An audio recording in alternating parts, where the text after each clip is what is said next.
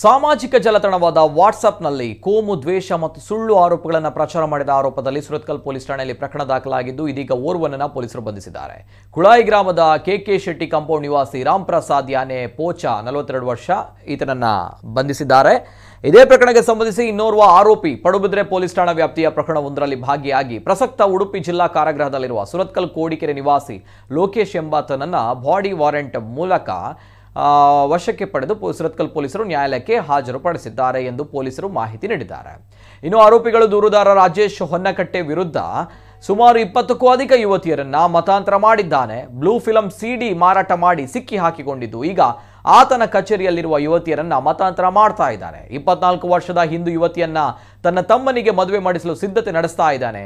ಯುವತಿ ಈಗ ಹಣೆಗೆ ಕುಂಕುಮ ಹಚ್ಚುವುದನ್ನು ನಿಲ್ಲಿಸಿದ್ದು ಚರ್ಚ್ಗೆ ಪ್ರಾರ್ಥನೆಗೆ ಹಾಜರಾಗ್ತಾ ಇದ್ದಾಳೆ ಎಂಬಿತ್ಯಾದಿ ಸುಳ್ಳು ಆರೋಪ ಮಾಡಿ ದೂರುದಾರರ ವಿರುದ್ಧ ಕೋಮು ದ್ವೇಷ ಸಂದೇಶವನ್ನ ವಾಟ್ಸ್ಆಪ್ನಲ್ಲಿ ಹರಿಯಬಿಟ್ಟಿದ್ರು. ಈ ಬಗ್ಗೆ ರಾಜೇಶ್ ಕುಳಾಯಿ ಸುರತ್ಕಲ್ ಪೊಲೀಸ್ ಠಾಣೆಯಲ್ಲಿ ದೂರು ದಾಖಲಿಸಿದ್ರು. ಪ್ರಕರಣ ದಾಖಲಿಸಿಕೊಂಡಿದ್ದ ಪೊಲೀಸರು ಕ್ರಮ ಕೈಗೊಂಡಿದ್ದಾರೆ.